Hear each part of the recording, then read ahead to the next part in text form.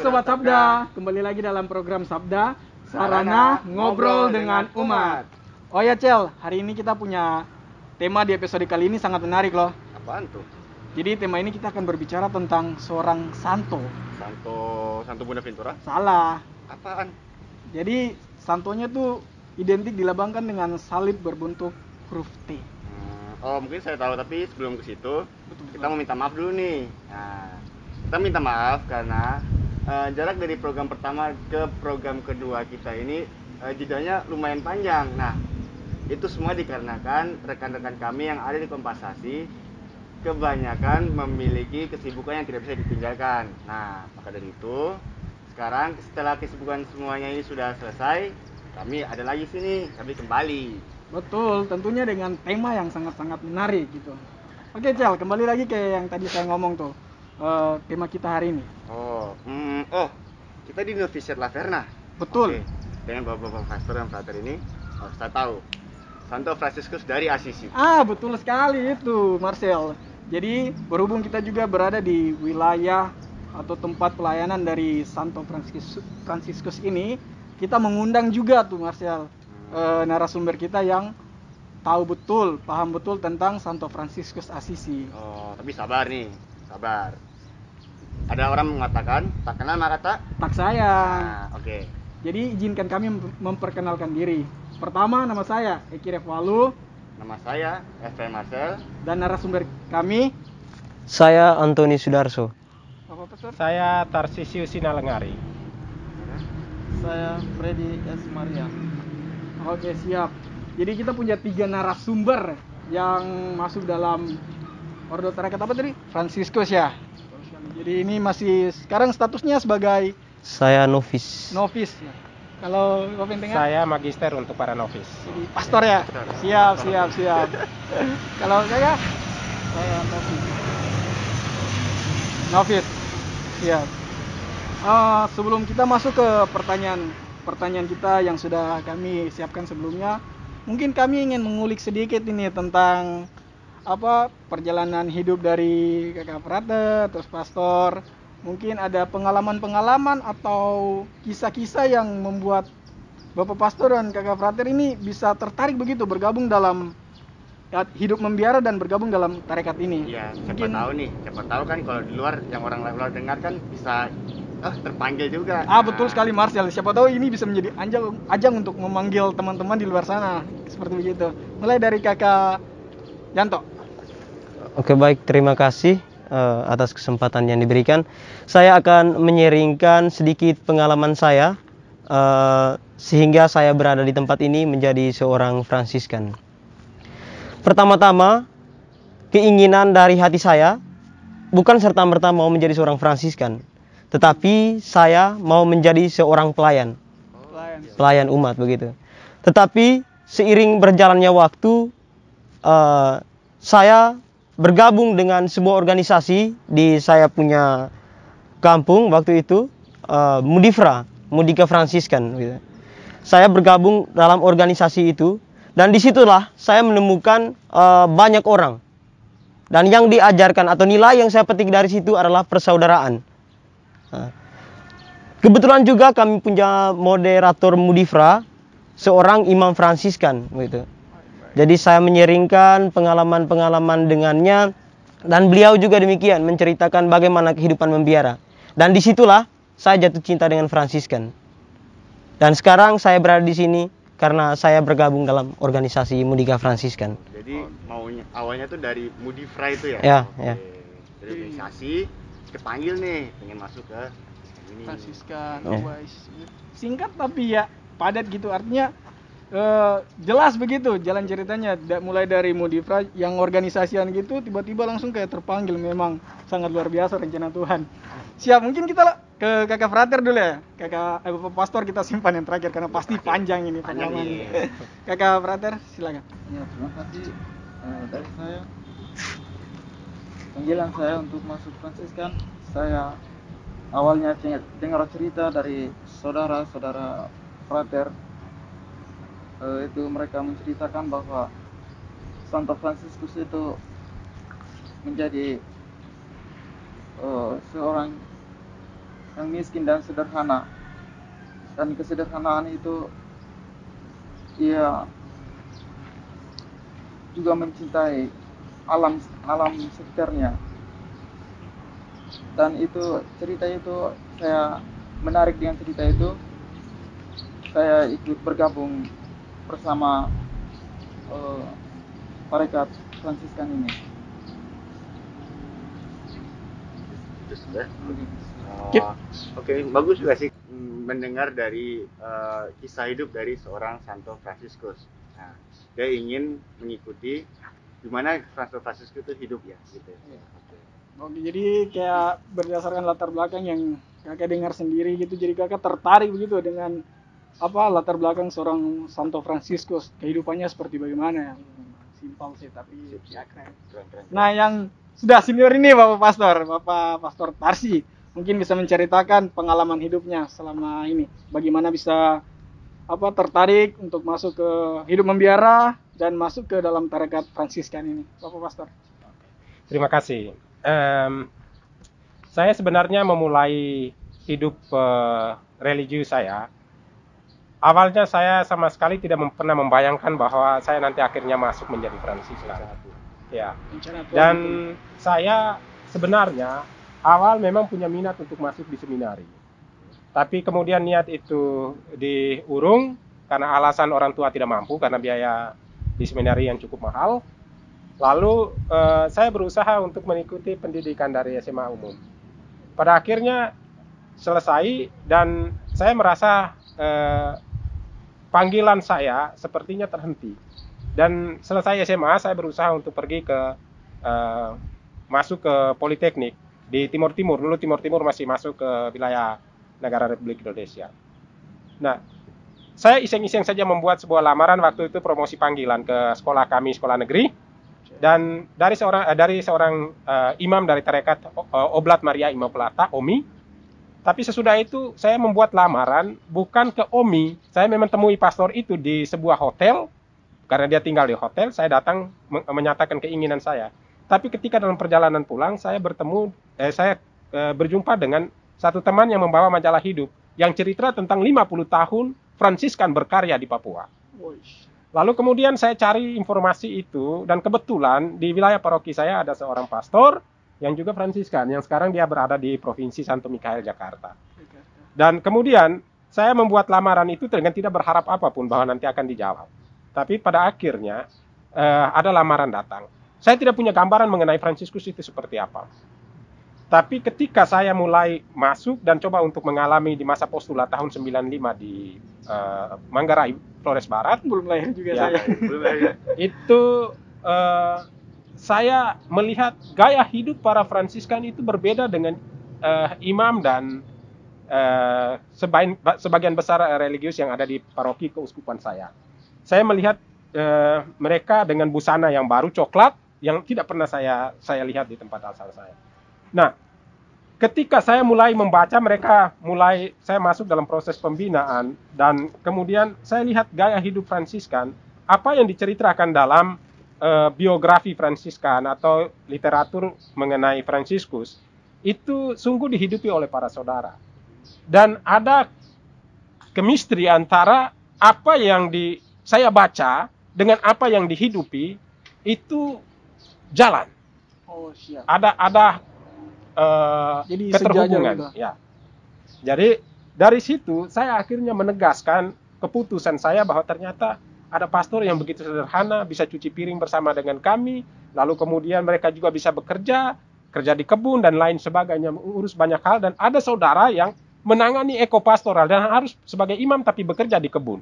Nah, itu menarik perhatian saya karena saya datang dari latar belakang keluarga yang sederhana.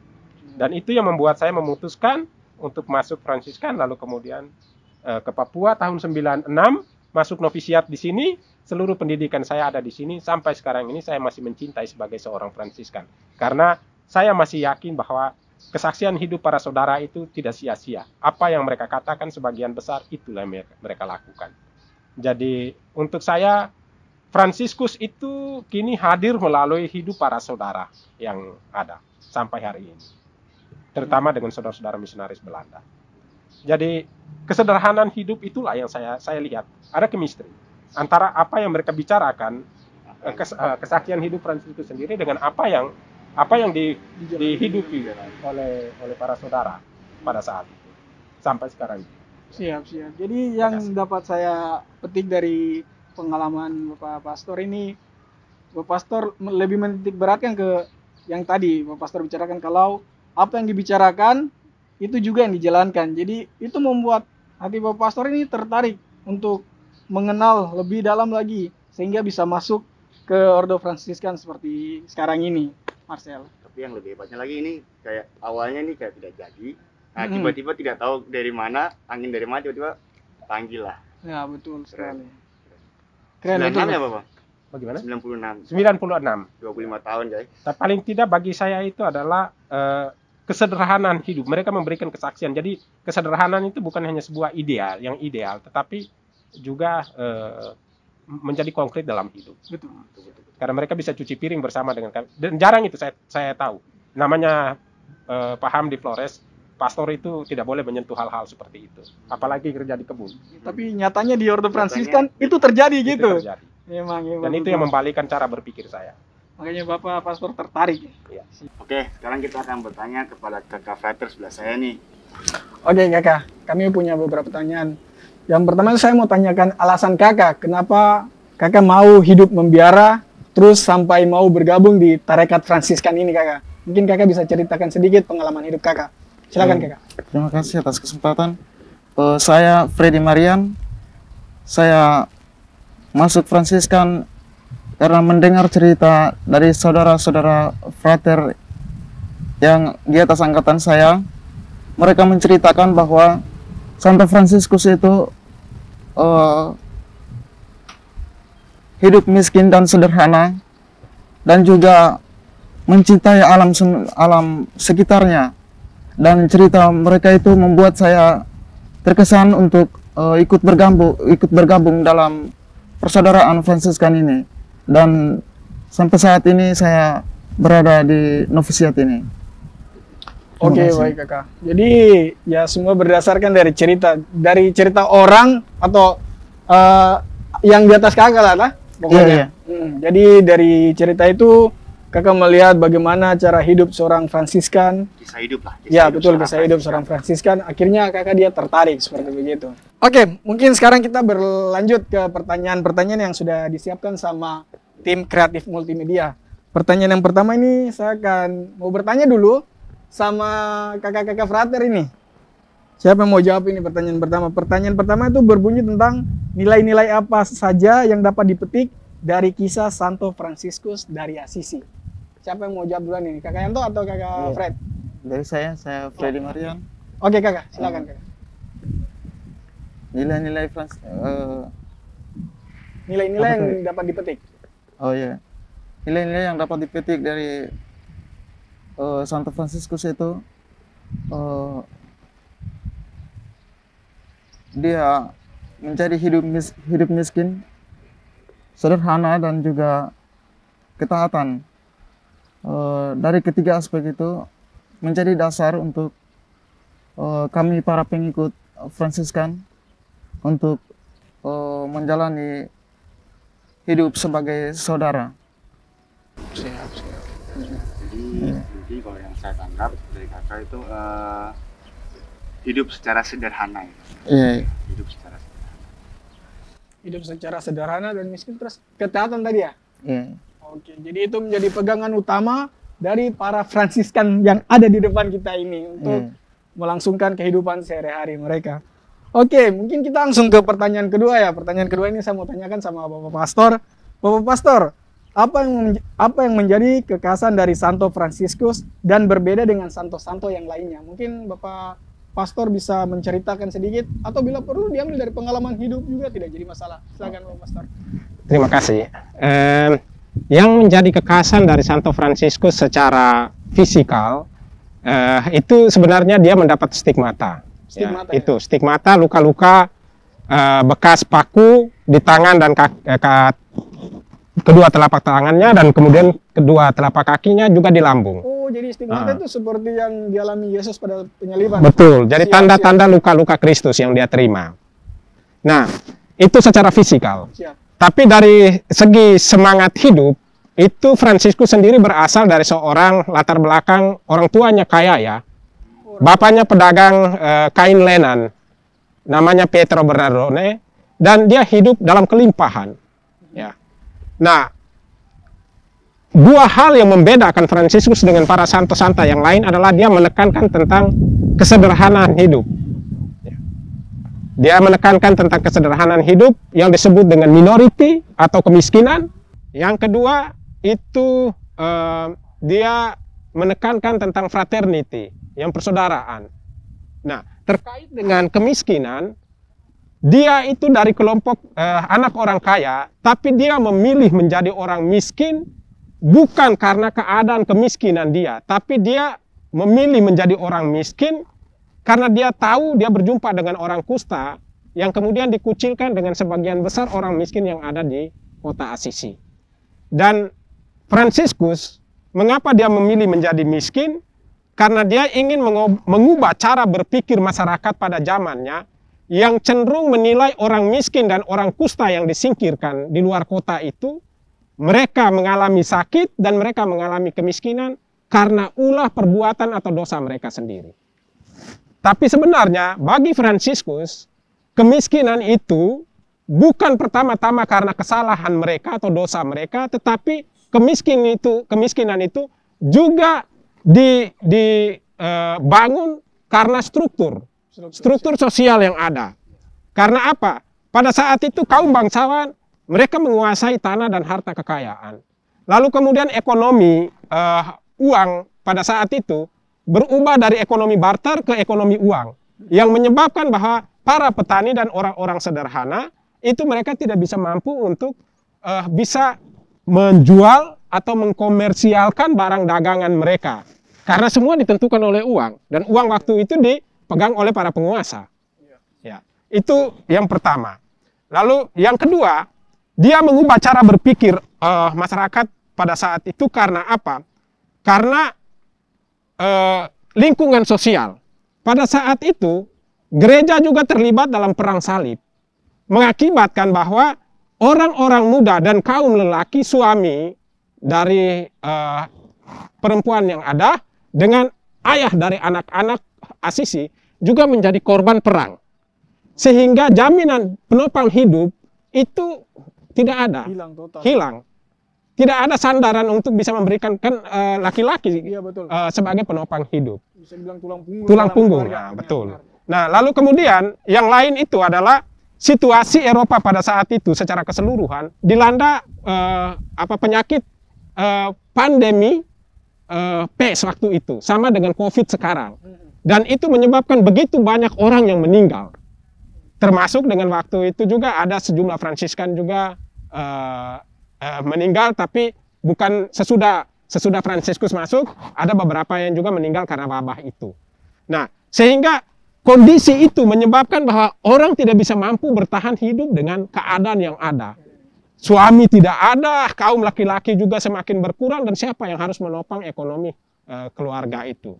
Lalu kemudian ada kematian yang keluarga, terutama laki-laki produktif atau usia produktif, itu mati semua. Menyebabkan bahwa mobilisasi orang-orang miskin itu masuk ke dalam kota. Sehingga Fransiskus mengatakan bahwa situasi dan alam juga bisa berpengaruh, atau situasi kondisi sosial juga mempengaruhi bahwa orang mengalami kemiskinan. Juga termasuk dengan struktur sosial, kelas-kelas sosial yang ada dalam kehidupan masyarakat Assisi. Itu poin pertama mengenai kemiskinan. Sehingga dia mau mengatakan bahwa kita harus mengubah cara berpikir kita, bahwa jangan sampai kita memberikan stigmatisasi kepada orang bahwa dia miskin karena kesalahan dia, tapi dikondisikan juga oleh struktur sosial dan juga oleh situasi yang memang membuat mereka terpuruk sungguh-sungguh. Jadi penghakiman itu tidak boleh terjadi. Judge itu tidak boleh terjadi. Kalau kita tidak tahu tentang latar belakang, karena gereja juga memberikan kontribusi pada perang salib, mereka memobilisasi laki-laki dan kaum itu untuk pergi perang. Itu poin pertama. Yang kedua yang membedakan Fransiskus dengan santo-santa yang lain itu, dia memberikan penekanan dalam hidupnya itu mengenai persaudaraan. dia bertolak dari perjumpaannya dia dengan orang kusta. Nah, karena apa? Dia katakan bahwa orang kusta kalau dikucilkan, itu harus dilihat bahwa mereka ini adalah saudara. Ketika menempatkan diri sebagai sesama manusia, kita ini berasal dari satu Bapa yang sama. Benar.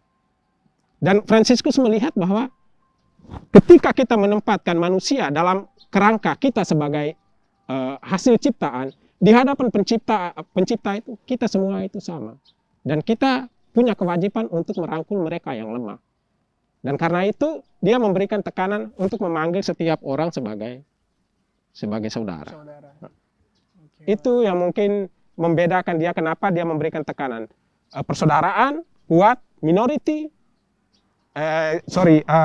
fraternity, dan juga minority untuk kedinaan atau kesederhanaan hidup. Jadi kalau orang bisa sederhana hidup, dia bisa berbagi dengan yang lain. Untuk mereka yang miskin, yang mereka bukan karena keadaan yang menuntut mereka harus mengalami kemiskinan. Itu kira-kira jawaban yang membedakan. Oke, siap Bapak Pastor. Mendengar ceritanya nih, walau singkat tapi saya kayak sudah terngiang-ngiang dalam kepala. Ternyata Santo Fransiskus tuh orangnya seperti ini. Yang membuat saya tertarik tuh, ternyata seorang Fransiskus ini bukan dari keluarga miskin, tapi dari keluarga kaya gitu. Itu yang buat saya, wih, kok bisa dia rela melepas semuanya, meninggalkan semua harta kekayaannya hanya untuk hidup miskin, membaur, dan pokoknya menjalankan apa yang dia sudah rencanakan, misinya lah, seperti begitu. Tadi dua aspek apa itu Bapak Pastor? Minority, lalu fraternity. Minoritas persaudaraan. Untuk orang-orang yang terkucilkan, betul, benar, sama persaudaraan. Iya, persaudaraan. Memang Santo Fransiskus ini benar-benar, bagaimana ya mau dibilangnya, intinya luar biasa lah, seperti begitu. Hingga sampai saat ini diteladani oleh Fransiskan. Betul. Oke, baik, Bapak Pastor sama Kakak Frater, mungkin kita langsung ke pertanyaan yang ketiga. Mungkin pertanyaan ini Kakak Marsial bisa bacakan. Mungkin gantian ya. Tadi kan Kakak Felix sudah, Bapak Pastor sudah. Mungkin sekarang untuk Kakak Yanto. Oke. Pertanyaan ketiga, apa yang bisa kita teladani dari Santo Fransiskus dari Assisi? Nah, menurut Kakak Yanto tuh bagaimana sih dia punya sisi yang kita bisa teladani? Oke, baik. Yang kita bisa teladani bersama dari kehidupan Santo Fransiskus Assisi, yakni ada 3 poin kurang lebih tadi. Beberapa sudah dijelaskan oleh Bapak Pastor dan juga oleh Saudara Freddy Marian tentang ketaatan, kemiskinan, dan juga kemurnian. Ketiga hal itu yang menjadi dasar untuk mendorong berjuang dalam menapaki panggilan Tuhan melalui teladan Santo Fransiskus ini. Karena dalam pengalaman panggilan saya berawal dari kehidupan yang latar belakang keluarga miskin. Latar belakang keluarga miskin. Tetapi di saat-saat seperti itu, saya memiliki niat untuk hidup membiara, tetapi bukan masuk Fransiskan. Saya belum mengenal Fransiskus, begitu. Tetapi setelah saya mengenal Fransiskus, saya masuk untuk bergabung bersama saudara-saudara Dina. Dan setelah saya bergabung bersama saudara-saudara Dina, ada segelintir pertanyaan, refleksi dalam diri saya. Santo Fransiskus dari orang kaya, dan dia mau menjadi hidup miskin. Tetapi saya berasal dari orang miskin dan mau menjadi hidup miskin. Betul. Terkadang itu kayak itu pertanyaan refleksi saya, dan yang mau saya tanyakan itu dalam diri saya sendiri, apa yang harus saya cari di tarekat ini? Benar. Apa yang harus saya cari dalam hidup bersama dengan saudara-saudara? Tetapi realitas yang ada sekarang, perbedaannya amat sangat jauh. Mungkin bagaikan langit dan bumi juga jauhnya perbedaannya. Kemiskinan saat saya hidup di luar dan kemiskinan yang saat saya hidup di dalam biara ini. Jadi berbeda ya? Ya, perbedaannya sangat jauh. Di luar sama kemiskinan kita hidup di dalam biara ini. Iya. Kemiskinan saat saya di luar biara, mungkin dari kemiskinan secara ekonomi, dan satu lagi yang paling utama saat saya hidup di luar itu kemiskinan iman. Kemiskinan iman. Dan hal itu gini saya dapatkan, gini saya berubah menjadi ini, sebuah kekayaan. sebuah kekayaan saat saya ada di biara, begitu. Saya bisa mendapatkan dari kemiskinan iman di sini, saya bisa menemukan iman itu. Dan saya bisa memperkaya iman itu.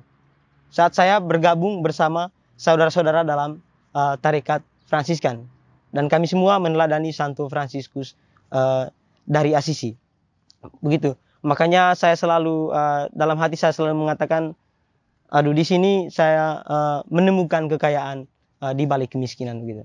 Ya, jadi kemiskinan tuh tidak tentang ekonomi ataupun materi, tapi yang kakak alami itu kemiskinan dalam iman ya. Iman. Jadi sekarang mungkin bisa diambil satu poin yang kakak cari dalam ini untuk memperkaya iman kayak gitu. Ya, kita masuk ke pertanyaan keempat. Kembali lagi ke Bapak Pastor. Siap. Siap Bapak Pastor. Saya mau tanya nih, mengapa Santo Fransiskus dari Asisi menganggap semua makhluk ciptaan sebagai saudara atau saudarinya? Mungkin nih Bapak Pastor bisa mengambil dari pengalaman hidup atau kejadian-kejadian yang beberapa waktu lalu terjadi, atau ya terserah Bapak lah, Bapak mau ngangkat dari mana. Silakan Bapak Pastor. Makasih. Mengapa Fransiskus itu memandang setiap makhluk ciptaan sebagai saudari dan saudara? Ini pertanyaan yang paling yang cukup baik untuk kami. Nah, Fransiskus sendiri, mengapa dia menyebut semua makhluk ciptaan itu sebagai saudara dan saudari? Pertama-tama, dia melihat bahwa alam ciptaan ini itu diciptakan oleh Allah. Jadi semua yang ada yang tercipta oleh Allah itu sebenarnya adalah semua punya kedudukan sebagai yang diciptakan. Yang diciptakan. Jadi ada pencipta, ada yang diciptakan. Nah, ketika dia menempatkan dirinya sebagai yang diciptakan, maka berhadapan dengan pohon, berhadapan dengan air, berhadapan dengan apa, itu semua itu diciptakan oleh Tuhan. Kita punya sama-sama kedudukan itu adalah sebagai ciptaan. Sehingga dia tidak bisa berlaku sewenang-wenang seakan-akan dia ini lebih berkuasa daripada makhluk ciptaan yang lain. Benar. Nah, dan konsep ini dia dapat dari pemahaman bahwa itu Allah tadi menciptakan segala sesuatu dengan sabdanya. Kita semua keluar dari sabda yang sama. Ya. Nah, sehingga upaya untuk menguasai makhluk ciptaan yang lain itu kita tidak punya hak untuk menguasainya. Kadang orang juga bersandar atau berkedok dengan kitab Kejadian bab 1 ayat 28 yang berbicara tentang kuasailah ikan-ikan di laut dan lain sebagainya. Sebenarnya pemahaman itu amat keliru. Karena apa? Tuhan dalam kitab Kejadian bab 2 ayat 15 itu dikatakan sesudah manusia itu diciptakan, lalu kemudian Taman Eden itu diserahkan kepada dia untuk dipelihara dan diusahakan, bukan untuk dikuasai. Nah, dengan demikian, maka ketika berbicara tentang makhluk ciptaan yang lain, kita ini sama-sama saudara, sehingga kita tidak bisa saling memangsa satu dengan yang lain. Karena konsep tadi. Nah, lalu kemudian kenapa dia berbicara tentang semua makhluk ciptaan itu sebagai saudara? Pertama-tama itu harus dilihat bahwa kita memiliki ketergantungan yang besar terhadap makhluk ciptaan yang lain. Nah, dan manusia, dia tidak bisa bersikap sombong, arogan, dan merasa diri sebagai yang lebih berkuasa. Alasannya apa? Manusia itu amat rapuh. Dia amat lemah. Bukan dia yang lebih kuat dan berkuasa. Alasannya apa? Manusia, kalau dia hidup, tanpa ada air, dia mati. Benar sekali itu. Tanpa ada angin atau udara untuk dia hirup, dia mati. Benar. Dia kalau tidak makan tumbuh-tumbuhan, makan padi, makan jagung, makan ubi jalar, dan lain sebagainya sebagai makanan pokok. Kalau hal-hal itu tidak ada, dia akan mati. Benar. Tetapi air tidak, manusia tidak ada, keberadaan eksistensi air tetap ada. Tetap ada, benar. Siap. Kalau seandainya manusia tidak ada, udara tetap ada. Jadi dia memahami bahwa Allah itu memberikan kepada kita segala sesuatu untuk menopang hidup kita. Maka kita tidak boleh bersikap sewenang-wenang. Karena apa? Hidup kita tergantung pada makhluk ciptaan yang lain. Dan karena itu dia menyebut bumi ini dari sumbernya itu dari kidung saudara matahari ya, atau sering disebut dengan kita sang surya. Karena engkau saudari bumi yang menyuap kami, memberi kami rezeki setiap hari. Jadi bumi itu dipandang sebagai ibu yang menyusui. Lalu air itu sebagai saudara yang memberikan kesegaran dalam hidup kita. Jadi relasi antara Fransiskus dengan alam itu begitu kuat. Dan karena itu dia memandang bumi sebagai ibu. Karena itu sepadan dengan apa yang kita nyanyikan, Ibu Pertiwi. Oke, siap. Jadi konsep spiritualitas Fransiskan itu sesuai dengan pandangan dan filosofis dari orang-orang Indonesia yang melekat erat dengan bumi. Hampir orang-orang di Papua ini juga melihat tanah sebagai ibu. Konsep itu. Jadi dia melihat dunia ini sebagai suatu komunitas di mana kita berasal dari satu Bapa. Kalau kita menyebut diri sebagai satu Bapa, berarti kita semua ini anak-anak, saudara. Betul. Kalau kita bicara tentang Bapa, Allah sebagai Bapa, dan orang yang beragama lain juga mereka menyebut Allah. Allah adalah Bapa. Ya. Karena itu konsep Fransiskus mengenai persaudaraan, kenapa dia memandang anjing sebagai saudara dan tumbuhan sebagai saudara, air sebagai saudara. Nah, dalam konteks yang lain juga, sekarang kan sedang lagi tren lagi viral ini mengenai anjing Canon yang kemudian diperlakukan secara tidak adil. Lalu kemudian aliansi satwa mereka coba untuk membela hak-hak dari makhluk itu. Karena apa? Kita tidak punya hak untuk apa? Untuk menghabiskan atau membunuh makhluk ciptaan yang lain. Karena kita bukanlah pencipta. Bahwa mereka memberikan kontribusi, memberikan diri mereka untuk hidup kita, tetapi bukan mengeksploitasi mereka untuk kepentingan-kepentingan kita. Jadi di situ Fransiskus melihat dalam pengalaman dia sendiri juga, dia mempertemukan serigala Gubbio dengan orang Asisi terkait dengan perselisihan. Dan dia katakan kepada serigala, kau jangan memangsa orang Gubbio, dan orang Gubbio juga kamu harus menjaga lingkungan dia hidup. Kalau makanan dia itu, hutan kamu tebang semua, hutan kamu bakar semua, dia tidak bisa dapat makan. Maka apa yang ada di depan dia, setiap makhluk ciptaan itu diberikan kemampuan naluri untuk mempertahankan hidupnya. Maka tidak salah kalau dia mulai memangsa. Kita dengar saja buaya kadang-kadang makan manusia, singa makan juga manusia, dan lain sebagainya. Itu mau memperlihatkan bahwa sebenarnya alam itu sendiri memiliki relasi yang amat erat dengan manusia. Mungkin cukup itu dulu. Siap, itu tentang Fransiskus. Mendengar tadi kata menyanyikan lagu Pertiwi, saya jadi berpikir-pikir jangan-jangan Santo Fransiskus ini dari Indonesia. Karena cara berpikirnya dia sampai dikaitkan dengan Ibu Pertiwi ya mirip orang Indonesia kayak gitu. Terus juga tadi saya sempat petik sedikit tentang yang bacaan di kejadian. Ya. Jadi konteksnya menguasai tapi bukan semena-mena ya. Itu yang Santo Fransiskus terapkan dalam kehidupannya sehari-hari. Artinya memelihara itu menjadi poin Fransiskus. Jadi kita itu dipanggil untuk memelihara, merawat supaya kita sama-sama hidup. Ya, karena kita memiliki ketergantungan satu dengan yang lain. Terutama manusia. Kalau yang makhluk ciptaan yang lain tanpa manusia mereka bisa tetap hidup. Betul. Tapi kalau manusia hidup tanpa makhluk ciptaan yang lain mati dia. Jadi di situ konsep dia mengubah cara berpikir orang yang merasa bahwa manusia lebih berkuasa sehingga mereka bisa menaklukkan semuanya. Tidak, padahal manusia menyembunyikan kerapuhannya dengan bersikap semena-mena terhadap yang lain. Tapi yang saya senang tuh ini, yang kita semua ini kita ini semua adalah ciptaan. Betul. Nah, kita ini diciptakan oleh satu Allah. Itu berarti kita semua ini sebagai ciptaan, kita semua ini bersaudara. Kita semua bersaudara. Mau itu berarti dari agama lain ya, mereka juga sebutnya Allah apa kan? Ya, mereka juga kita sebut mereka saudara kita sendiri ya. Dengan alam juga kan. Betul sekali, Fransiskus benar-benar memberikan cerita yang bagaimana ya berkesan lah kayak gitu.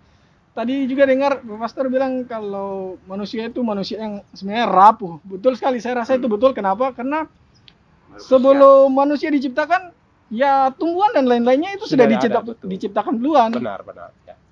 Jadi ya kita tuh istilahnya kalau bilang hanya pelengkap dari yang sudah ada. Tapi kalau mau dilihat kembali ya Tuhan menaruh kita manusia untuk menjaga semuanya itu. Oke, baik Bapak Pastor, itu untuk pertanyaan keempat. Kita bisa lanjut langsung ke pertanyaan kelima, bisa? Boleh, tidak jadi Oke, masalah. siap. Pertanyaan yang kelima itu, mengapa Santo Fransiskus dari Assisi dijadikan sebagai figur panutan dalam Laudato Si? Ya. Silakan Ustaz. Nah, Fransiskus seperti yang tadi sudah saya jelaskan bahwa dia orang yang kemudian melakukan sebuah gebrakan dengan berelasi dengan makhluk ciptaan yang lain, dan waktu itu dia tidak membuat biara yang tertutup. Dia mengatakan dunia ini adalah biaraku. Karena itu dia berelasi dengan alam ciptaan. Tadi saya sudah katakan bumi itu dipandang sebagai ibu. Nah, Laudato Si ini sendiri itu Paus Fransiskus sendiri mengeluarkan Laudato Si ini dalam kerangka dia memiliki keprihatinan tersendiri mengenai global warming. Ada kecemasan terhadap pemanasan global yang kemudian akan bumi ini akan mengalami situasi yang akan berubah, termasuk dengan polusi, pencemaran, lalu kemudian es di kutub sudah mulai mencair dan seluruh habitat bumi ini pasti akan musnah kalau tidak dijaga secara baik. Karena itu konsep Paus Fransiskus itu coba mengangkat spiritualitas Fransiskus ini dengan melihat bahwa bumi ini adalah ibu kita, di mana tempat kita hidup, tempat kita menyusui, tempat kita untuk bersandar. Maka kita tidak mengeksploitasi dia untuk kepentingan kita secara semena-mena, tetapi kita mengelola dia cukup untuk apa yang menjadi kebutuhan kita, kebutuhan dasar manusia, bukan untuk mengakumulasi, mengeksploitasi, untuk mengumpulkan secara besar-besaran. Nah, ada sebagian besar orang yang tidak peduli akan lingkungan itu, sehingga dia menjadi figur dalam ensiklik Laudato Si ini bertolak dari itu. Dia adalah pemerhati lingkungan yang selalu memandang semua tanah sebagai ibu yang harus dihargai, yang harus dihormati. Maka harus juga menjaga dia dari pencemarannya. Kalau ibu itu sering sakit-sakitan, dia mati dan sudah, kita tidak bisa dapat menyusui apapun. Demikian pun air sebagai saudara. Nah, konsep itu yang menyebabkan kenapa Laudato Si itu sekarang Paus Fransiskus, karena dia menggunakan Fransiskus ya. Sama saja dengan dia mengeluarkan satu ensiklik baru ini juga, dia masih bicara tentang bagaimana manusia itu terabaikan seperti sampah yang dibuang ya. Jadi sekarang ini usaha kita untuk melihat kenapa dia menjadi figur yang memberikan pendasaran pada Laudato Si untuk semua orang mulai giat untuk membangun cinta akan alam, cinta akan bumi, supaya kita sama-sama bisa mengalami satu kehidupan yang jauh lebih bahagia dan lebih sejahtera. Oke Pak Pastor, mungkin saya mau tanya sedikit, maaf agak terlambat, mungkin tadi harusnya di awal, tapi saya mau tahu ini, Laudato Si itu apa sih? Itu sebuah kitab atau apa? Marcel tahu? Ya, nggak tahu. Nggak tahu, iya. Saya juga mau tanya tadi Pak Cari duluan. Oke, siap. Bapak Pastor mungkin misalnya. Laudato Si itu sebenarnya dari bahasa Italia. Iya, siap. Ya, dari Kidung Saudara Matahari. Laudato Si tu il mio Signore. Artinya terpujilah engkau Tuhanku. Terpujilah engkau Tuhanku. Aku mengagung, terima kasih Tuhan bahwa engkau memberikan aku ibu, bumi ini sebagai ibu saya, yang memberikan suap dan menyusui saya. Lalu terpujilah engkau Tuhanku karena engkau memberikan saya saudara air. Jadi yang terkait dengan yang lembut, yang menyegarkan itu dia selalu menyebut dengan saudari. Sedangkan matahari itu disebut sebagai saudara karena saudara berarti maskulin, dan maskulin itu biasa karakter dia itu kuat dan kencang. Jadi itu arti kata dari Laudato Si. Laudato Si artinya terpujilah engkau Tuhanku. Terima kasih. Jadi orang harus bersyukur atas apa yang diberikan Tuhan. Dan di situ mungkin orang juga tidak puas juga ya untuk menjalani hidup mereka, sehingga kalau ini masih kurang, harus dikumpulkan begitu banyak, harus mengakumulasi begitu banyak. Dan cara mengakumulasi itu bisa menyebabkan bahwa orang bisa melakukan illegal logging, menumpuk kekayaan, dan juga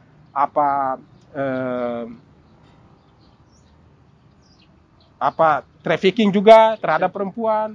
Dan semua orang mencari keuntungan sebesar-besarnya dengan cara yang tidak adil. Sementara Fransiskus mengatakan keadilan dan kedamaian itu tidak tercipta kalau tidak ada cinta kasih di dalam. Tidak ada orang yang memiliki hati untuk memandang dia itu adalah saudara saya. Kalau manusia saja sudah bisa dijual untuk uang, mau apa? Betul. Artinya sudah tidak saling menghargai antara Betul. sesama ciptaan. Padahal seperti yang di awal tadi Bapak Pastor bilang, kalau jika manusia mengambil konsep Bapa, artinya satu Bapa turun ke kita, ya otomatis anak-anaknya ya pasti saya Marcel bersaudara. Betul. Kakak beradik bersaudara maupun bersaudari dan lain-lainnya. Betul sekali. Kalau sampai menjual manusia, wah itu sudah Mereka udah nggak melihat ini sudah bukan manusia, sudah bukan saudara saya. Mereka Betul. lihatnya begitu, udah barang. Atau misalnya dengan sekarang Fransiskan juga mengembangkan pupuk organik ya. Bahan-bahan kimia itu kan kadang-kadang orang, ayam saja kita beli di toko itu mungkin dia baru usia kecil itu 3 minggu yang lalu, tapi kita sudah bisa konsumsi sekarang. Jadi bahan-bahan kimia itu dimasukkan dan orang tidak pikir bahwa orang konsumsi itu dan kemudian masuk ke dalam tubuh kita. Tubuh kita ini seperti bumi yang di dalamnya kita racuni. Lalu kemudian muncul kolesterol, muncul penyakit apa saja. Dan itu artinya bahwa di situ dampaknya tidak terlalu banyak, tapi secara perlahan-lahan kita menumpuk semacam pencemaran tubuh kita sendiri dengan alkohol, dengan minuman Coca-Cola, soda dan lain sebagainya. Itu punya efek besar juga. Nggak rasa sekarang tapi nanti. Nanti ya. Lingkungan juga dibuang dengan plastik dan Iya, betul. Siap. Oke, Bapak Pastor terus Kakak Frater, itu mungkin 5 pertanyaan yang sudah disiapkan sama tim kreatif multimedia. Di luar itu saya punya pertanyaan sendiri nih. Yang jadi kunang-kunang tadi di dalam kepala saya. Selama Bapak Pastor terus Kakak Frater masuk dalam hidup membiara, terus di dalam tarekat Fransiskan yang mana dituntut untuk hidup sederhana itu. Pernah tidak ada godaan-godaan untuk biarlah daripada saya hidup susah, mending saya keluar cari hidup seperti orang-orang awam di luar sana. Pernah tidak ada seperti begitu? Ada godaan seperti begitu, terus bagaimana cara mengatasinya? Mungkin dari mulai dari siapa? Siapa yang mau jawab? Ya. Bapak Pastor dulu Oke. yang paling senior. Kalau dari pihak saya, justru saya mendengar terlalu banyak keluhan di luar bahwa tingkat kesulitan itu jauh lebih sulit di luar daripada di dalam, yang membuat saya bahwa saya tidak pernah menyesal untuk memilih jalan ini. Siap. Bahwa kesukaran dan kesulitan itu mungkin hanya dipikirkan bahwa saya bisa punya mobil, sudah bisa punya rumah besar, punya apa saja yang bisa saya dapat, tapi apakah itu menjadi ukuran kebahagiaan? Benar. Bersyukur. Ya. Jadi hidup bahagia adalah ketika saya bisa mampu untuk bersyukur dan juga menghargai apa yang ada pada saya, tanpa harus membandingkan hidup saya dengan orang lain. Dan ketika saya membandingkan itu, pasti saya akan merasa tidak puas dan akan tidak cukup. Benar. Dan itu yang membuat saya merasa bahwa misalnya sharing dari adik-adik saya yang sudah berkeluarga, kakak saya yang sudah berkeluarga, atau mantan-mantan Fransiskan, mereka katakan, aduh, di luar tuh setengah mati. Jadi saya punya refleksi, bukan karena di luar setengah mati lalu kemudian saya mempertahankan hidup ini.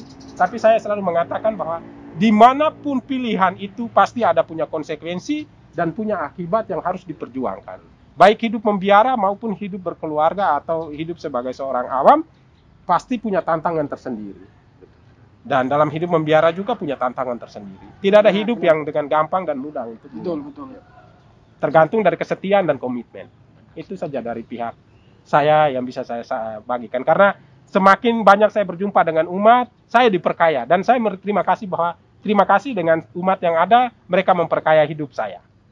Sehingga membuat semakin juga memberikan peneguhan pada saya meskipun tidak secara langsung. Oke, Terima kasih. Oke, itu dari Bapak Pastor. Sebenarnya terima kasih banyak. Sekarang saya mau pindah ke kakak-kakak Frater ini. Kakak Frater ini baru-baru ya bergabung dalam hidup membiara dan masuk dalam tarekat Fransiskan ini ya. Betul ya? Ya. Oke, siap. Terkadang ada juga perkataan-perkataan miring masuk Frater atau hidup membiara itu hanya pelarian gitu. Pasti mengerti kan pelarian dalam artian apa. Terus saya mau minta kakak berdua jelaskan bagaimana kenapa bisa sampai sekarang bertahan sekalipun ada godaan, dan mungkin bisa berikan tips-tips sedikit bagaimana cara mengatasi itu. Mulai dari kakak Yanto nih, nanti kita pindah ke kakak Fred lagi. Silakan kakak. Oke, baik, terima kasih. Saya sebagai orang muda ya, dan Siap. sebagai pemula hidup sebagai Fransiskan. Dan start saya sebelum masuk biara ini, saya berasal dari luar. Iya benar. Saya bukan lahir langsung di biara. Dari kaum awam dulu tentunya. Awam dulu, bahkan saya setelah SMA dulu baru saya masuk biara. Sehingga saya sudah lumayan lama hidup di luar begitu. 3 tahun SMA begitu, sebelum saya masuk biara di sini.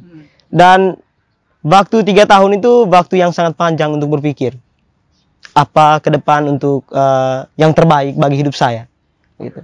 Dan setelah itu saya mendaftarkan diri hingga masuk sampai saat ini.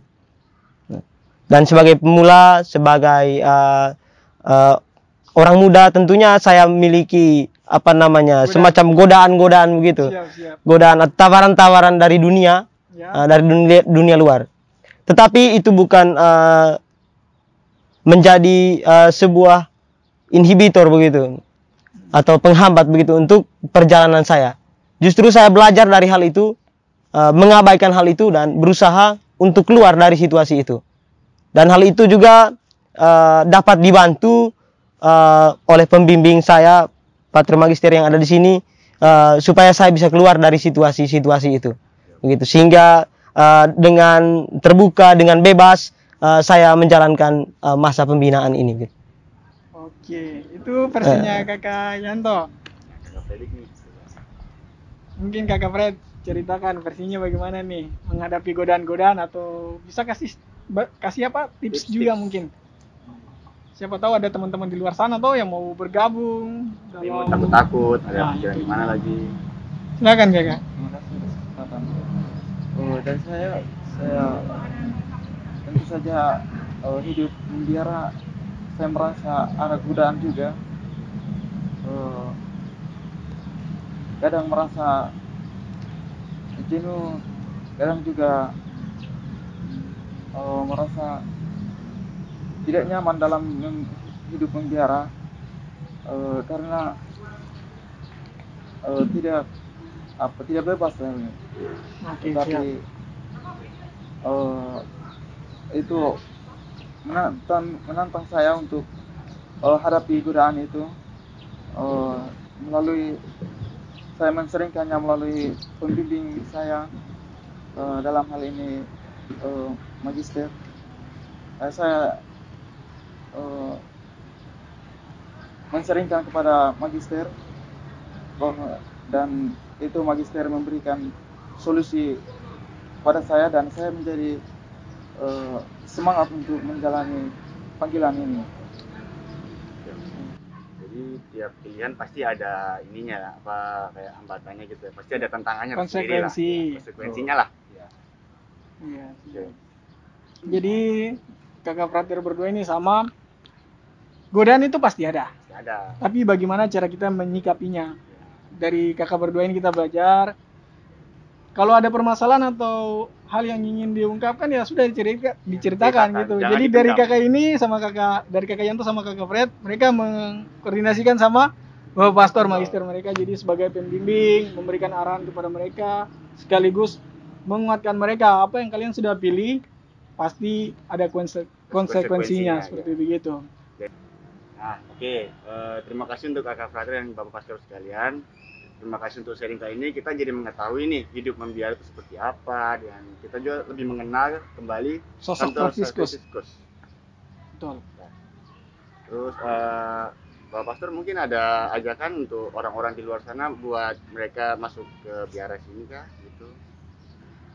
Baik, makasih ya. Mungkin rekan-rekan muda atau orang-orang muda yang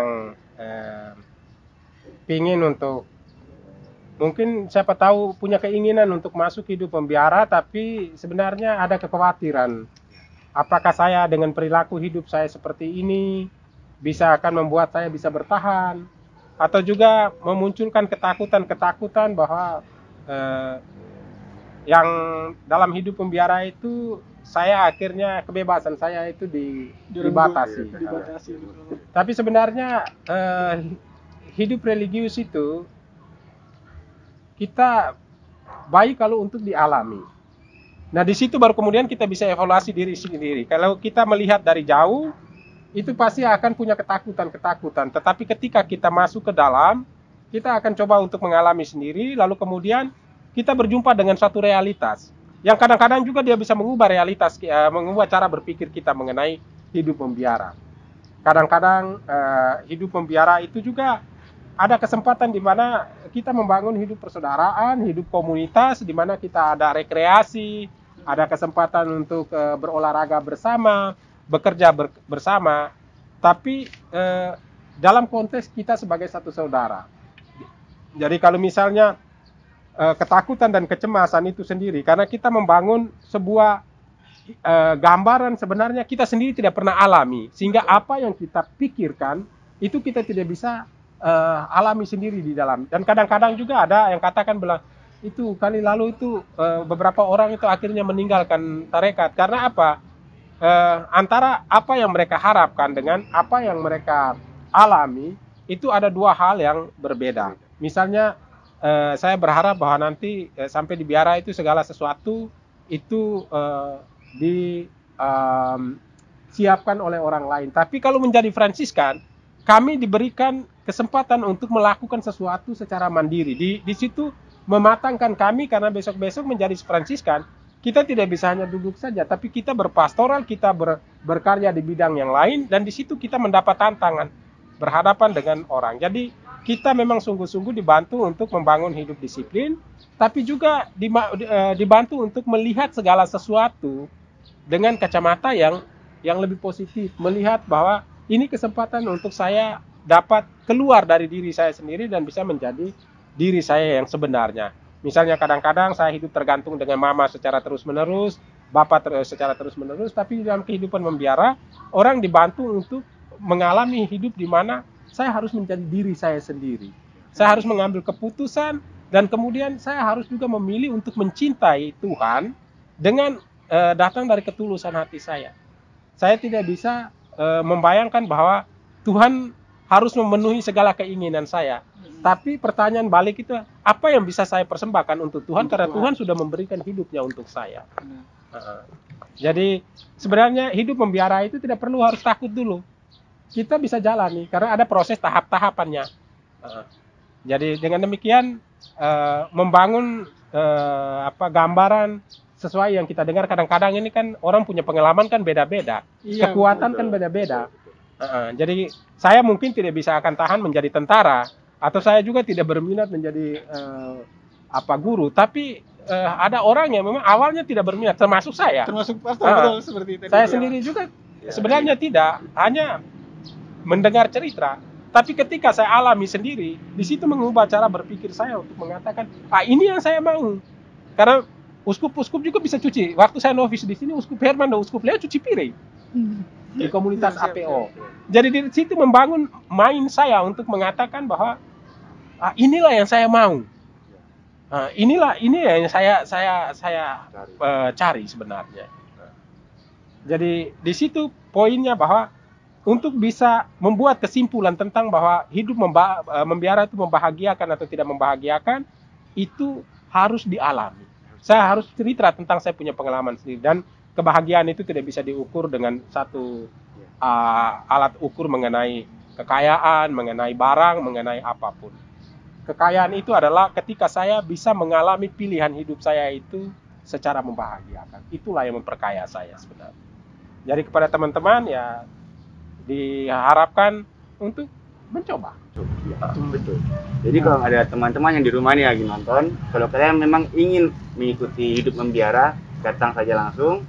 Nah, jangan terlalu banyak pikir, karena kalau misalnya kalian pikir pasti kalian akan ada ketakutan tersendiri nih. Pasti cuma stuck saja di situ, nggak maju-maju. Coba, ayo coba, mari. Betul sekali. Oke, Bapak Pastor dan kedua frater, terima kasih banyak sudah luangkan waktu, terus izinkan kita juga untuk pakai lokasi ini. Terima kasih banyak.